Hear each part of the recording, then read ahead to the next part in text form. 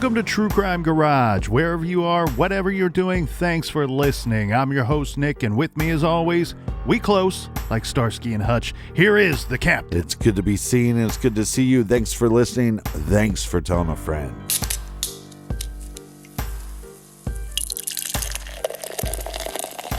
Today, we got some more of that pickle beer, best made pickle beer by the good folks over at Martin House Brewing Company. They have some other versions of this that I wish that I would have tried while we were there. They have a spicy pickle and a Bloody Mary pickle beer, but today it's best made pickle beer by Martin House Brewing, garage grade, 4.5 bottle caps out of 5. Cheers to our friends. A big cheers is due, in fact. First up, cheers to Matt and Trina in Parts Unknown. And a big we like your jib to Ashley in Greenville, Tennessee. And there's another Ashley out there, but she is in Rayford, North Carolina. Cheers to you. Well, hell, let's cheers all the Ashleys. And a big cheers to Amanda in Washington, D.C. Next up, cheers to Terrell and Amanda in Denham Springs, Louisiana. And last but certainly not least, we have a big Ron Swanson please and thank you that goes out to Dr. Roy from Round Rock, Texas. Everyone we just mentioned, they went to our website, truecrimegarage.com, and helped us out with this week's beer fund for the beer run. And for that, we thank you. BWERRUN, beer run. If you need more True Crime Garage for your earballs, check out our bonus show called Off the Record. We love to do case updates every other week. And if you're not listening, then you're not nasty, and that's enough of the business. All right, everybody, gather around, grab a chair, grab a beer. Let's talk some true crime.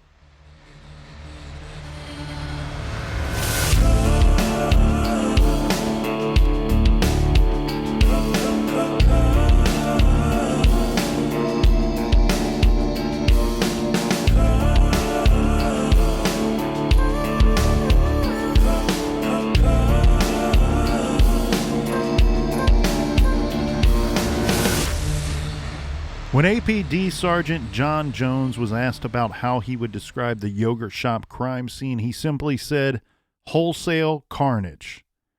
Now, as to the crime scene and how things were found, we're going to review that now, but keep in mind the uphill battle for crime scene techs, the detectives, and the arson investigators.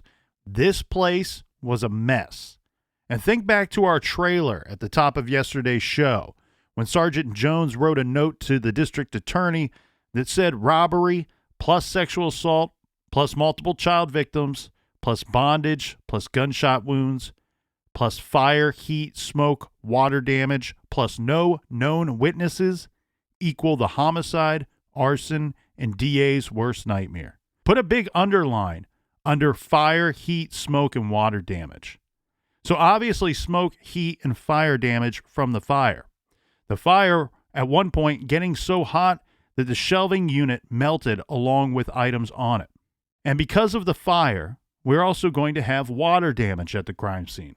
One, from the powerful blast of the firefighters' hoses, but compound that with the fire having caused a PVC pipe break, which was flooding the store before the firefighters were on the scene. Let's also keep in mind that no one arriving to the fire is expecting to find murdered victims. Of course, unfortunately, you have fatal fires, but here we have an arson set with the purpose of covering up the murders and the crimes committed between the times of 11:03 p.m. and 11:48 p.m. I have said time and time again, Captain, how much I hate a situation when emergency services are responding to one type of call, when in all actuality, they are in fact responding to a scene where much more has gone down. It's always difficult for the investigators because you often cannot undo the actions taken by those responding to the scene. Like we know, fire destroys evidence, water destroys evidence, and it's already a difficult crime scene because it's a public place. There's going to be a lot of evidence that there was multiple people in that building at one point during that day. Yes, and again, the responders responding to one type of call and then finding out something else, it always severely hurts the investigative process. Some examples, Mara Murray. They're responding to a broken down vehicle or a single car accident, when this actually was also a missing person, possibly abduction, possible homicide. Yeah, or John Benet Ramsey, they're responding to a kidnapping, not a murder in the house. Here we have a fire, and a fire coming from a restaurant. They likely have responded to many of these types of calls and other local food vendors. Grease fires, or the store closes and someone simply left a burner on. It happens all of the time. Here we have arson to destroy evidence to further cloak the killer's identities as they flee into the night. Well, and like you said, this place is known to close at 11. So when you see that there was a fire and it's almost midnight, as first responders, you're thinking, oh, this fire happened after people locked up and went home. So what else was found at the scene? Well, in the process of prosecuting 2 of the arrested 4, the prosecutor went into a lengthy and graphic description of the crime scene. A little warning here, I know this is a true crime show, but this crime scene is particularly gruesome. Prosecutor Robert Smith said that firefighters had to break down the front door of the store because it was locked, with the key still in the lock. He said firefighters could not see into the store because of smoke. After the fire had been put out, they discovered Amy Ayers' body first, and then the bodies of the other 3 girls.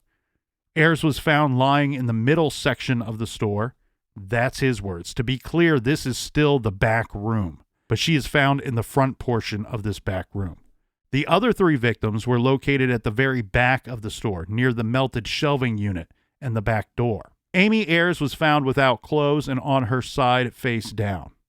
Near her was an empty cash drawer.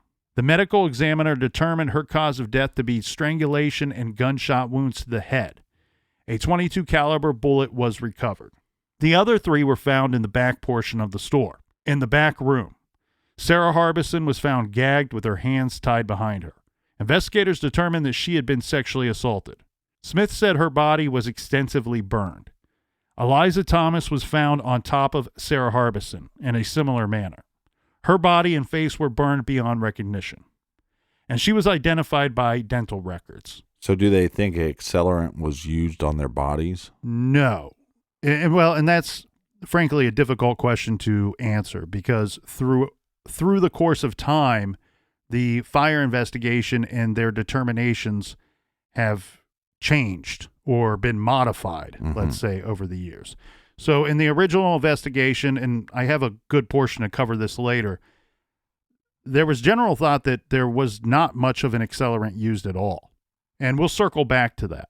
But we have Smith, who said that investigators believe that Jennifer Harbison's body was originally on top of the other 2 girls. However, she was found nearby, having been moved either by the fire or the blast of the water hoses. And Smith makes it pretty clear to the court that they believe all the girls were dead before the fires were started.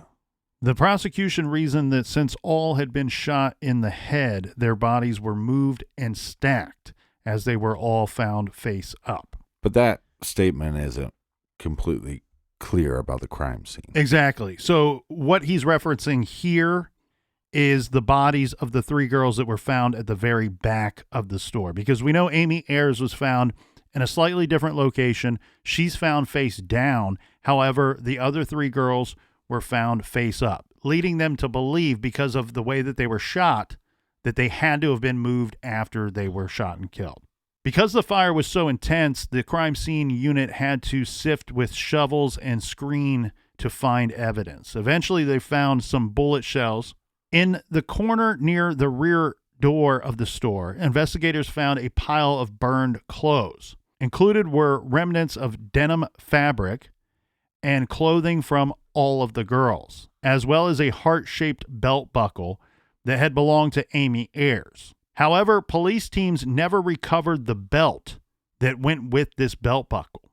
A ring that belonged to Sarah Harbison's boyfriend was also found. So this was a ring that she wore on her finger, and she took the time and made the effort to take that ring off for some reason, is what Smith says. Right. Sarah's wallet was also found there. Again, this is another indication. I don't know if there was money in the wallet, but just another example of maybe money's not the prime goal here. Yeah, I mean, this case is very confusing, because even just like having the victims undress What's the purpose? If you know that you're going to start a fire to try to get rid of some evidence, what would be the purpose of having them undress? Well, the other crimes committed that night will dictate the purpose of having them undressed. Yeah, obviously. The guns used to kill the girls was a .22 caliber and a .380 caliber weapon. They have never been found, but could be identified by the characteristics left on the discharged bullets. So we've not located these weapons, but if they were ever located and tested in comparison to the bullets used to kill the girls, we would be able to determine if it was in fact a match. Well, the strangulation feels a little personable to me. Personable or necessary, right? So we have one victim that was strangled, but she was also shot twice. Right. So what that tells me is there's a chance that someone may have thought that she was dead when in fact she was not. Or maybe she put up a fight. This is going to lead us to hold back information. So those of you that have listened to this show, longtime listeners, you already know what hold back information is. However, if we have anybody, a new listener, maybe somebody from Texas that wants to check out our coverage of this case because of the 30-year marker coming up, or maybe just a drunk listener that stumbled onto our show by accident. Oh, yeah. Fell into our show. Fell right into the garage. Holdback information is pretty simple stuff. It's information that only the experts, only the law enforcement agency investigating the case and the medical examiner's office would know. You are simply holding on to this information and holding it back from the public because, especially in a high-profile crime or high-profile case as is the Austin Yogurt Shop murders case, you will have false confessions. And we will have plenty of them in this case. And so it's important to hold back some specific details so that when those false confessions start coming in, you can weed out the persons that did not commit this crime.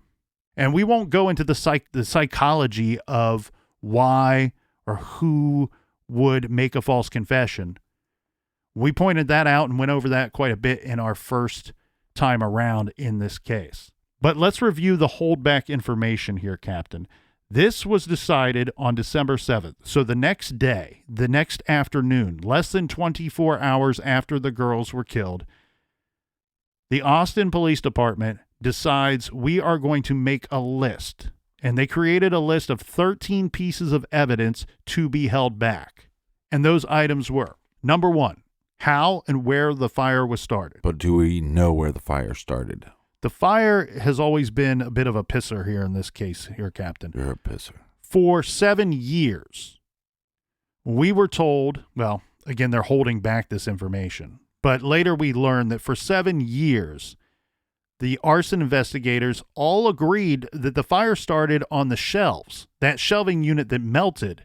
Now, this shelving unit is located near where 3 of the bodies were recovered, but it's always been believed that the fire started like on the 2nd or 3rd shelf and was started using things that would easily go up in flames, right? We have like paper products on this shelf. We also have styrofoam products on the shelving unit. Anybody that's ever been in Cub Scouts and tossed a styrofoam cup into a campfire, you know how quick those babies go up.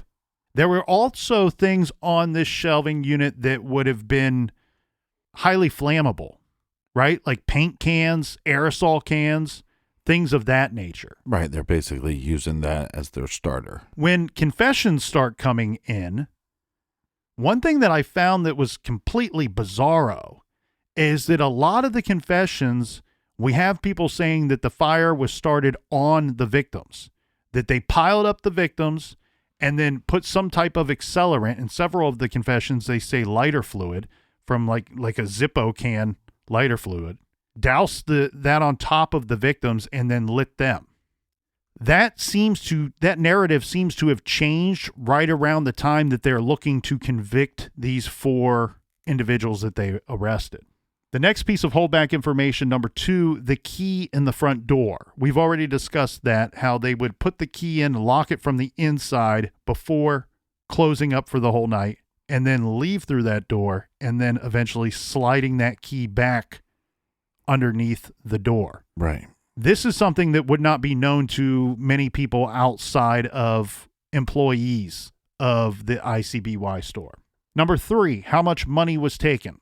We can't say for certain how much money was taken. We have in our notes $540 was missing from that night. Number 4, how the girls' bodies were arranged. So the stacking process and where they would be located inside the store is valuable information. Because again, we're going to have confessions come forward and they're not going to be able to put the bodies where they were eventually found. But when you have so many first responders, I think you said there was over 50 firefighters at the scene. Nearly 50. I don't know how many actually went into the store itself. It's a good possibility that some of this information would be leaked out to the public. Yes, and it absolutely was. And Austin PD admits that over the years that they were aware that somehow some of this information got out. In fact, but at the end of the day, if you're a first responder responding to what you think is a fire, and now you're dealing with 4 women that were brutally murdered, that's something that weighs on you. If you end up telling a couple people because you're struggling with that, I know that it hinders an investigation, but these first responders are human. Right, but there's a lot of information on this list that won't be obvious to just somebody responding to the fire. Right. And the other thing, too, here, we're not sitting on this information pretending that only one person knew the answers to all 13 of these. Right. We sit here 30 years later and don't know the answers to all 13 of these ourselves. Well, but we still believe that the killer does. The killer, yes, then would have known the answers to these questions or the holdback information. Number 5, what was used to bind the girls? Number 6, that the office was not entered. That's a very interesting one because, again, we have a situation. Remember that small office has a locked door on it, and they were able to determine that that door was not accessed. So yeah, a lot of these back areas, they're not like, and I don't know what kind of door this would have been, but like when I used to teach guitar lessons in a strip mall, like those back office, there were chintzy doors. It wouldn't take much to break one of those down if the door was locked. You could huff and puff and blow the door down. But I agree with you on the sense that I don't know how much stealing money or getting money for this crime had much to do with anything. The floor safe is in the office. Right. Even if you don't know that a safe is in this office, if you take $540 or whatever the amount ended up being from the register, you're probably looking for some more cash. The office, whether you think there's a safe in there or not, is the place where that additional money would be. You would at the very least access it and look around. Hell, I worked at a place where we had a break-in overnight. They couldn't figure out how to open the safe, so they removed the whole entire safe. They just took it with them. Right. And it was located like a week or two later, about 2 or 3 hours away on the side of the highway with the door missing. So people get creative when they're looking for money. Here, we got a couple people that are offenders that either aren't looking for money or can't fight their way out of a paper bag. Number 7, the office key was still under the cash register. Okay, again, you would need this key unless you're going to huff and puff and blow that door down. You're going to need this key to get into the locked office. Right. And I cannot imagine a situation where I am holding guns to children and demanding to know where the money is, that one of them doesn't offer up that here's the key to the locked office in the back. No, because it was company policy to drop the money at the end of the night. It was also company policy that this is where they would leave their personal belongings. So Eliza Thomas arrives at work just before 7 p.m., and she places all of her personal belongings inside of that locked office, to which later the next day when they're going through the crime scene, they find all of her personal items still inside of that office. Yeah, I agree that with a gun to your head, you're not going to hold back that information. Number 8, the caliber of weapons used, and we know that to be a .22 and a .380. Of course, the whole city is going to know that guns were used. The key here is that they do not know what calibers were used. They also would not know that 2 different guns were used. And this is also something that the firefighters would not know when responding to the scene. Right. And very likely something that even crime techs and medical examiners would not know until later in the autopsy process. But it's also evidence that points to more than one attacker. Yep, unless you're double-fisted, we have more than one killer here. Number 9, that 2 pairs of the victim's underpants were missing, never found at the scene. Now, I guess it's not too hard to believe that they may have just gone up in smoke because we have a fire here, but it seems to me like they're pretty thorough about what was found at the scene and what was not. Right. Number 10, this is key, man, and this is one that has really stuck with me throughout the years. Amy Ayers was missing her leather bomber jacket. Okay, so there's a little bit of a story here. From my understanding, this bomber jacket was a men's or a boy's bomber jacket. And I believe this belonged to her older brother at one point. But it was like one of her favorite things, something that she wore. This is also another indication that, this is a girl coming up and she's realizing, hey, I'm going out with friends on a Friday night and I'm starting to feel like a real teenager here because I'm doing, older kid stuff. And so while we say money doesn't seem to be of the utmost importance to these perpetrators, one of them went out of their way to take the leather bomber jacket from the scene. See, to me, that feels personable. It seems like, look, it could just be that they fancied that jacket, but to me, you start leaning towards the idea, did these attackers take 2 pairs of the victim's underwear? Did they take this jacket for other reasons other than they might have just liked the jacket? Could be some kind of trophy if we're talking about serial offender or otherwise. Number 11, Amy's bruise under her chin from a blow of some kind. So at some point she is struck under the chin with either an item or a fist that left a bruise under her. Now, one thing we need to point out here, Captain, that's key to this case and to the understanding of the crime scene itself is the 3 girls that are found in the very back of the yogurt shop are significantly more burned, charred, and damaged than Amy Ayers.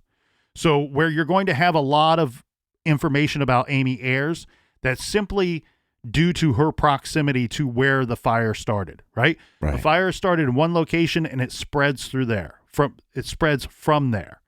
Well, we have first responders arriving on the scene it's within minutes of the fire being set. We don't know exactly what time the fire was set, but we do know that the place was not on fire at 11:03 when somebody hit that no sale button. We have the fire being reported at 11:47 p.m. Number 12, that Amy was strangled and what she was strangled with. Number 13, that Amy was shot twice with 2 different caliber guns. All of our other victims were only shot once. And as we said, and as noted in Who Killed These Girls, this list will have to be revised several times.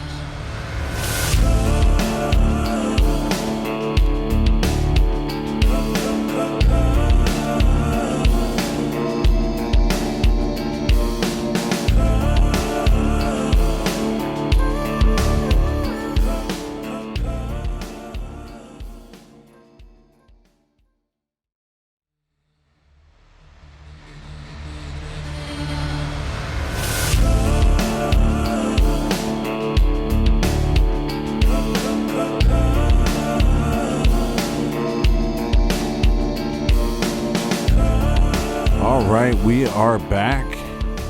Thank you for joining us. You smell lovely. Cheers. So there's so many things about this case that make me wonder, like, did they have a plan? Did these attackers have a plan to take out one of the victims right away so then they have less victims to try to control?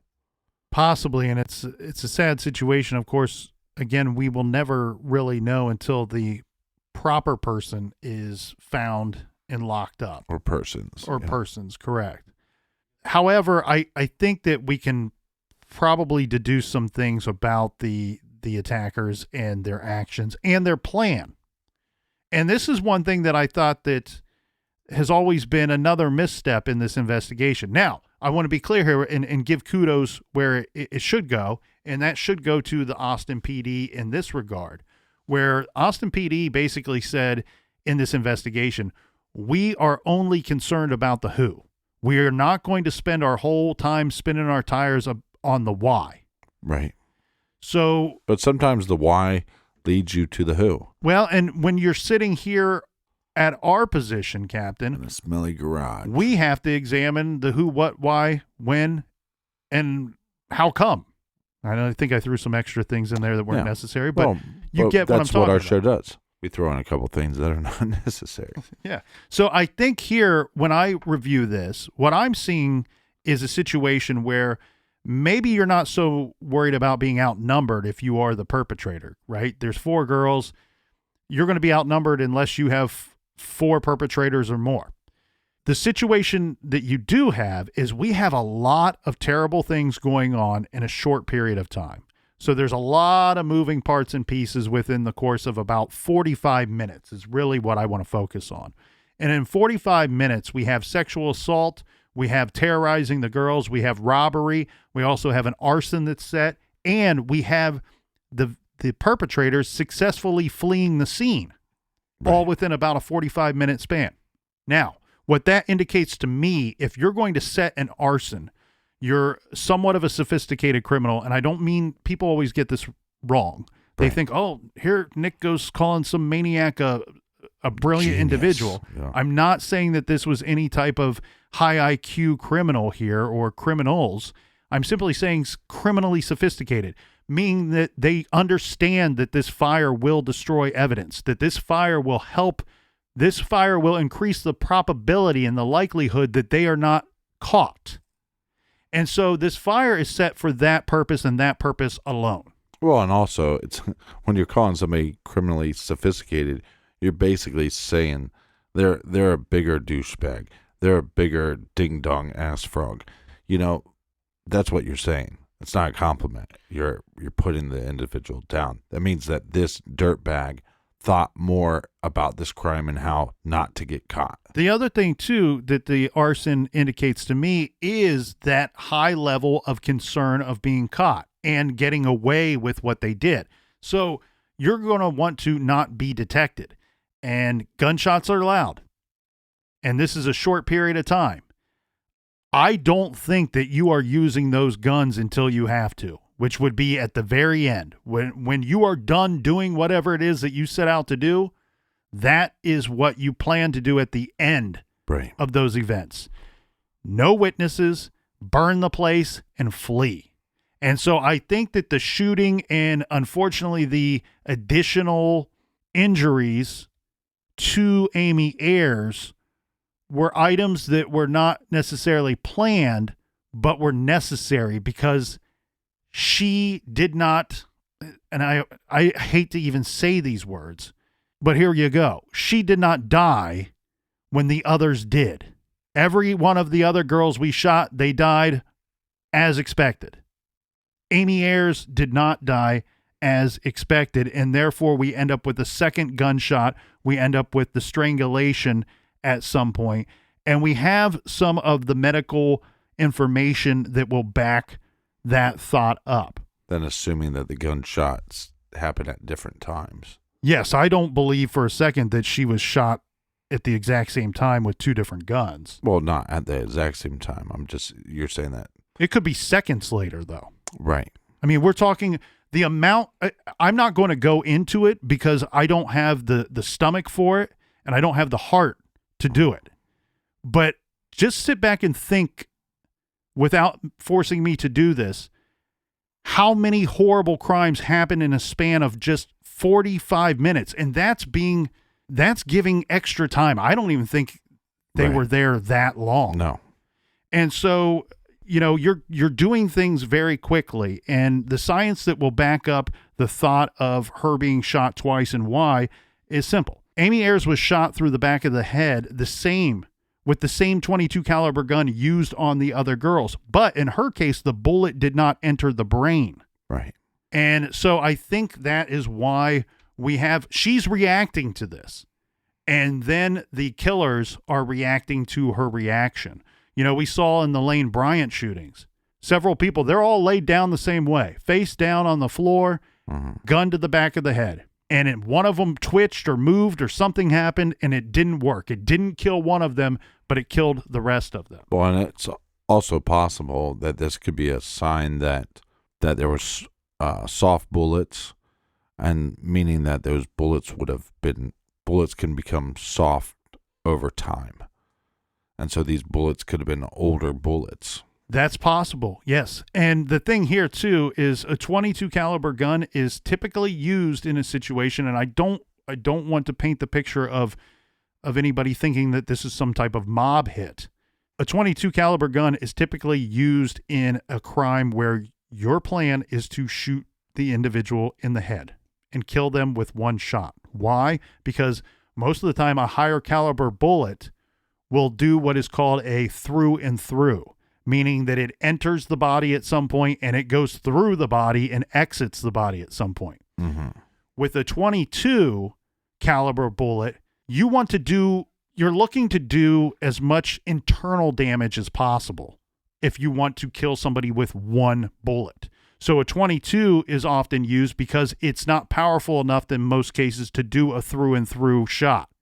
It will go into the body and then it bounces off of a lot of stuff, doing a whole lot of damage in the process. Well, I think it makes people wonder when looking into this case, are there separate victims? Is she separate from them? Yeah, I don't see a situation here. And again, we don't know. We're kind of guessing here, but I don't see a situation that there was even enough time to do it in this manner, that somebody went out of their way to kill one and then terrorize the other three, or the reverse of that, kill the other three and terrorize one for an extended period of time. I'm seeing, again, they're doing something that's necessary. And what's really interesting here is that we're talking about a difference of a few minutes. And I mean, this is sad and heartbreaking to think about, but the difference of a couple of minutes could be the time that goes by when they learn that what killed the other girls didn't kill Amy. And so had they not figured that out in that very brief time period, she may have been able to get up and flee.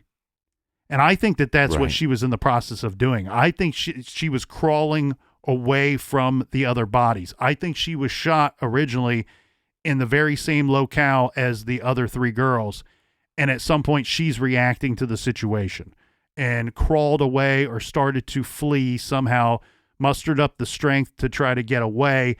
And unfortunately, our killers are still in that room or still present and have the awareness to see her reaction. Well, it's also confusing because, like you said, law enforcement is not going to sit around and try to figure out the why.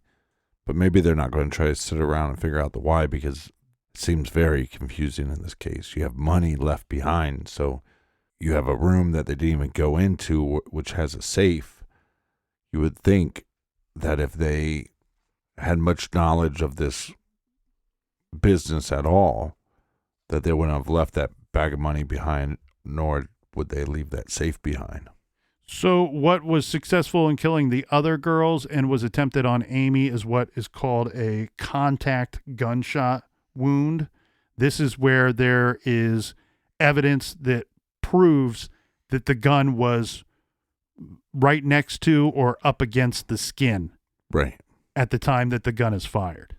Do you have a gut feeling yourself? Because, this is the second time that we've been able to look into this case. Do you have a gut feeling as to motive or why? Unfortunately, I think the motive here was sexual assault and probably multiple sexual assaults. That's what I lean towards as well. It would not surprise me if these perpetrators were previously in the yogurt shop, and that could be earlier that day or could be the week before or days before. I think that they were well aware that this was the type of location that is secluded's a weird word to use, being that it's a public place, but it's secluded as soon as those doors are locked for the night. As soon as you turn that key on that front door, nobody's coming in. And I think that this is a situation where they could have either the perpetrators stumbled upon an ideal situation for what it was that they wanted to do, or they came there knowing or expecting to find that. And that might mean that they scouted this location in advance. The other thing, too, when you go, all right, well, maybe they stumbled onto a location in a situation that was ideal for what they wanted to do. You wonder where else they went that day and night looking for the ideal situation. You know, did they walk down to Mr. Gaddy's and go, you know what, there's too many males in here. There's too many employees working all at once. Let's try a different spot. Yeah, or it could be a situation where look, I think this is possibly coming from a local individual and somebody that's been there multiple times around closing time and went, they're having high school girls close up the shop. There's no manager on staff, and on, like you said, seclusion sounds strange, like you said, because it's a public place. But first of all, the major places around there are shutting down at 9 o'clock. Mm-hmm. The other places are shutting down at 10.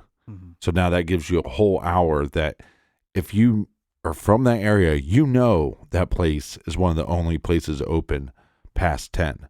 So now that's how it makes it even more secluded. And it's a yogurt shop. There's sometimes when you go into a yogurt shop, or the last couple times I've gone into an ice cream shop, you're the only customer in there. You get your ice cream and you go. And strangely, Captain, this case reminds me a lot. You know, people think of Las Cruces Bowl or Las Cruces Bowling Alley, that case when you review Austin yogurt shop case. And yes, there's a lot of similarities, and I'm not here sitting pretending that they were perpetrated by the same individuals. In Las Cruces Bowl, we have a pretty good description of the two men that carried out that crime. But they are similar situations. What I like in this crime too, and if I were to be, air quotes here, profiling our offenders, and I think I'm of the belief that you are, that we're looking at two people, possibly three. I cannot look at the evidence at the scene and believe that one person carried this out. I think that it gets difficult to go much higher than three as far as the number of perpetrators. But this crime reminds me a lot of the Cheshire murders, where we have two individuals that are going into a home. They know what to expect. They know who they think will be inside of this home. And they sexually assault, they murder, and they attempt to burn down the place. And once caught, they're going to try to sell it to the public that, oh, we were just there to rob the family. And things got out of control. Things got out of hand. We panicked. And then we ended up killing 3 of the 4 family members and setting the place on fire. What I would be looking for, and you don't want to, I'm all for profiling, and I'm a big fan of it, I guess you would say. It sounds like a really terrible choice of words. But you don't want your theory or your thought process to put blinders on you in the course of your investigation. But over the course of years, when you don't have the answers and you've not arrested someone, you've not locked anybody up that sticks, I think you got to start using those methods. And what I would have been looking for is probably 2 individuals that were recently released from prison, and probably individuals that have committed similar types of crimes in the past. And what I mean by that is probably not murder, but I'm probably looking for somebody, 1 or 2 individuals with sexual assault cases, 1 or 2 individuals with robbery cases. Maybe one of them's a robber, one of them's sexually assaulted in the past. That's kind of what my gut tells me. To me, it looks like a crime of not just opportunity by the perpetrators, but also a crime that they were looking to go out and do something, maybe not of this magnitude, but something horrific in nature. We've talked about this before, with Bundy and other types of individuals, that some of these acts, they become addicted to it. And I think what I'm seeing here is somebody that needed to do this for whatever reason, as disgusting as that is to say. Well, my gut feeling tells me that there was 2 attackers, but I also think that it's possibly a local, somebody that was making those threatening phone calls or those prank calls. I think it's closer to home and maybe more personal than people think it would be. And also, it's such a heinous crime that if there was more than 2 attackers, I think somebody would have told somebody by now. Somebody would have confessed. Yes, and that's traditionally how it works. The more perpetrators you have of a crime, the higher probability that one of them at some point tells somebody. Right. I mean, it's just math, baby, garage math. And the thing is, people do it because it either weighs on their conscience, or they get drunk and tell somebody, or they tell somebody in a threatening manner. But yeah, the number of perpetrators, the higher that goes up, the higher your probability goes up that one of them tells somebody. And my guess is that at least one of these individuals is currently in prison on rape charges. Yeah, and here's the thing that I would really like to know with that. We talked about that DNA evidence that the FBI has. They've got a match or some kind of hit on it. And I don't fully understand it and not going to pretend to. But I would really like to know where exactly that they got their hit. I do want to touch on something, Captain, before we get too far along here that you had referenced earlier. One interesting tidbit that I found along the way in my research for this week's case is that a woman by the name of Reese Price, I believe her real name is Teresa or Therese Price, but she goes by Reese Price. At the time of the yogurt shop murders, she was 24 years old. She was a manager that worked at that ICBY store for 7 years. The thing that I find interesting here is that she was actually scheduled to work that night, and a week or so in advance had made arrangements with one of the girls that ended up working that night to trade shifts. Right. Now, I'm not trying to paint a picture of anybody came there looking for Reese Price and this was the result. But you said no manager on staff, no manager on duty. This is and I said an ideal situation for what it is that I believe they were looking to do. A 24-year-old woman being the manager at this store doesn't change. If you're scouting this location, I don't think that changes you from 2 17-year-olds to going, nope, can't do it here. Nope, you're correct. If it's a sexually motivated crime, yeah. The other thing that I found interesting too in Reese Price's involvement with the Austin PD, she was, God bless her, she was very helpful to their investigation and helped in any way possible that she possibly could. One thing that she passed along to the detectives was she said, me and one of the other girls, we were receiving harassing phone calls at the ICBY store. And me and one of the other girls were receiving similar types of calls at our homes, at our residence. And she had even told them that there was a situation where she thought that she was hearing some noises when she was working one night, and she thought that the noises were coming from the roof. That's creepy. She goes into the men's restroom. Remember, they got to clean up before they leave at night. And she says later in the men's restroom of that ICBY store that she found a ceiling tile that had been moved.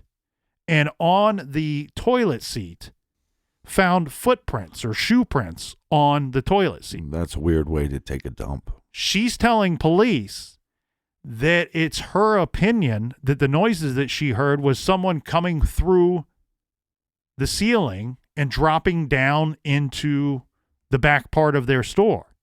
Her belief is that, again, this is like a strip plaza. It's her belief that you could access the ICBY store via ceiling from the connecting stores. This is something we don't have to put a lot of thought in it. It's not a theory that we have to circle, underline, and go crazy about, but it's something to consider. And it's an interesting piece of this investigation, and it's interesting information that was passed along to the detectives. Yeah, my gut feeling is there's a lot more to this. Not only are they getting threatening calls at work, but the individuals that are making those threatening calls to the two girls then figure out where they live and they start making calls to their house.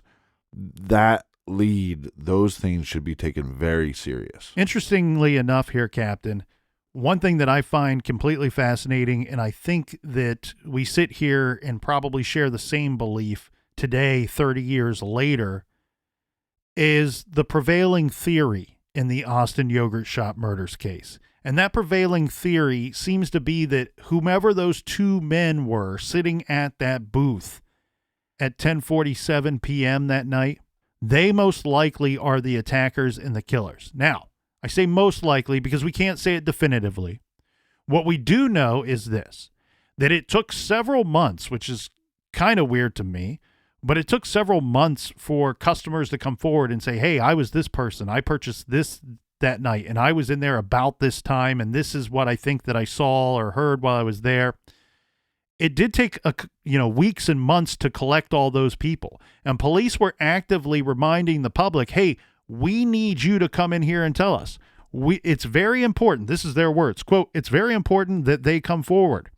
We consider any knowledge from anyone who was in that shop before closing to be very valuable. Police ask anyone with information to call, and they give their local police number.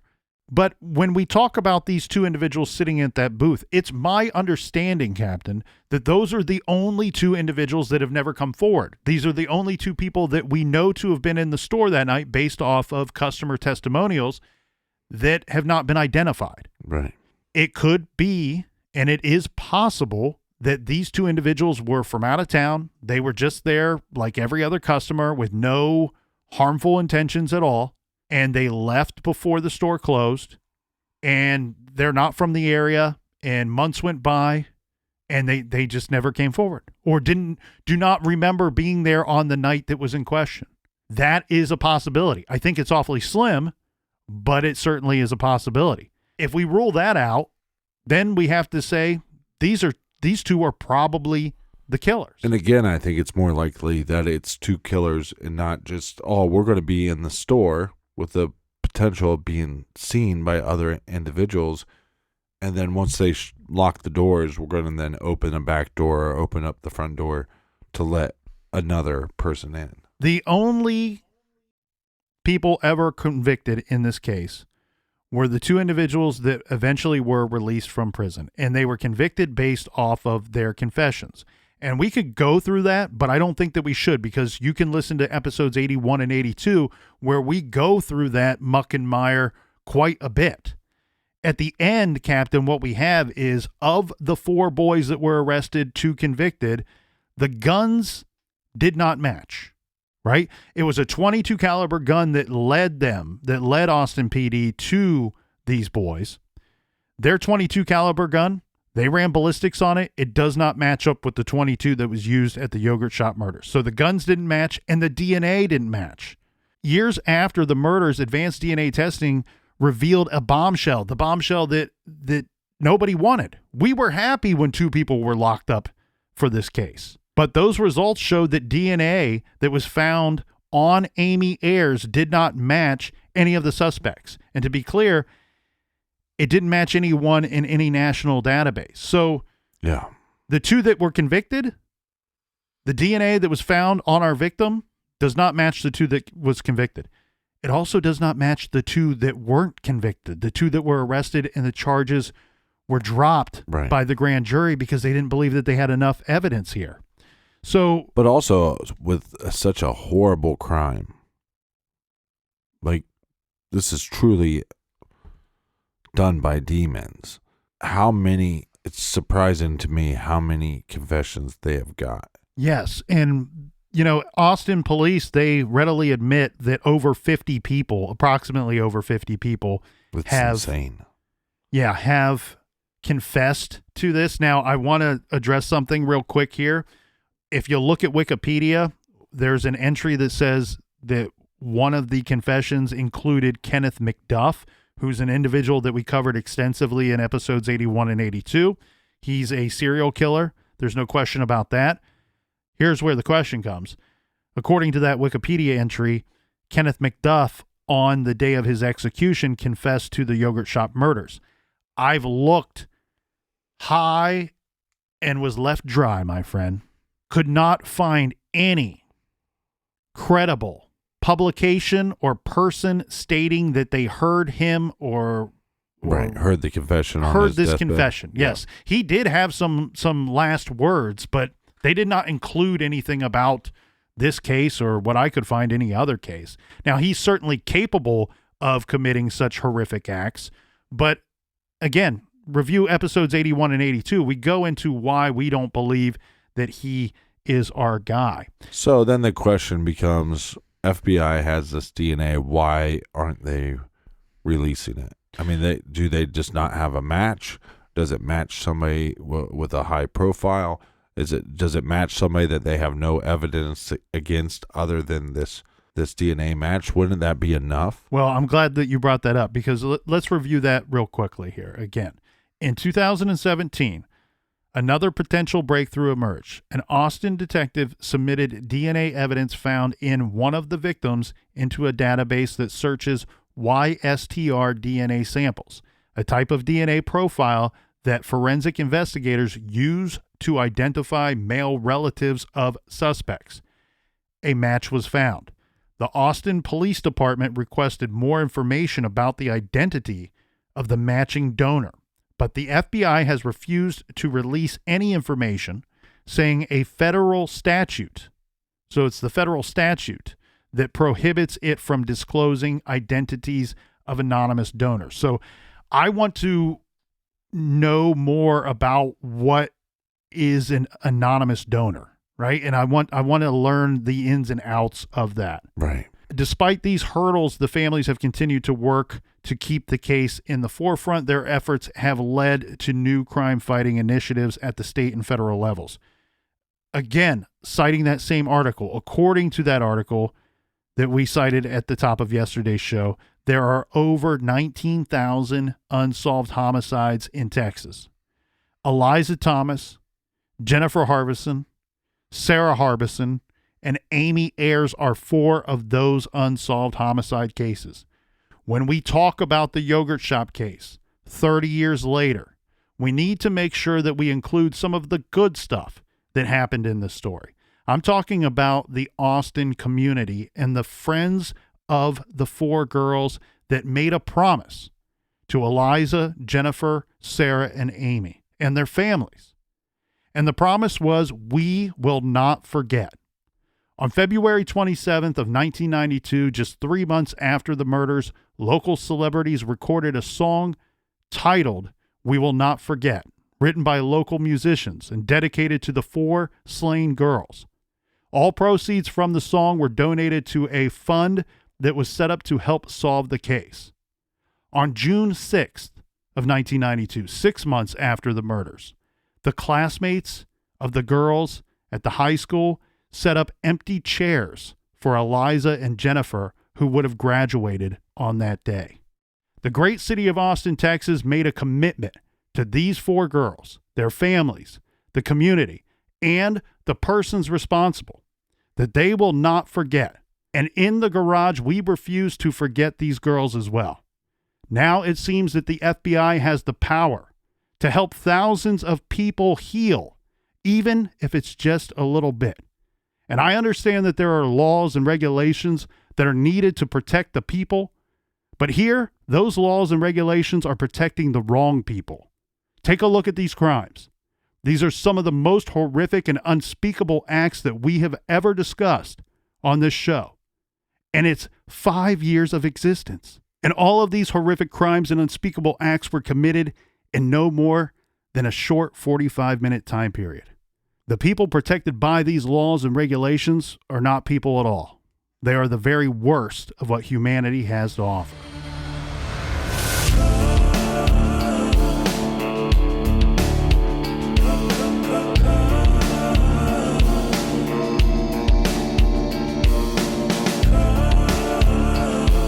Thanks for joining us here each and every week in the garage.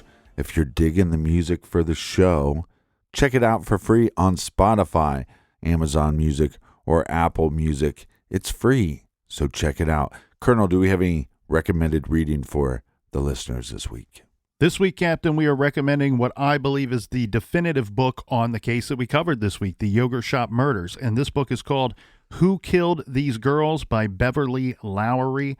And this book came out just shortly before the 25-year marker for this case and covers the murders, all the countless lives that this story has really ruined, and the evolving complications of the justice system that have frustrated the massive attempts for all these years now to find and punish those who committed this horrible, horrible crime. Check out Who Killed These Girls by Beverly Lowery. You can find that great title and many more on our website, truecrimegarage.com, and click on the recommended page. And until next week, be good, be kind, and don't live.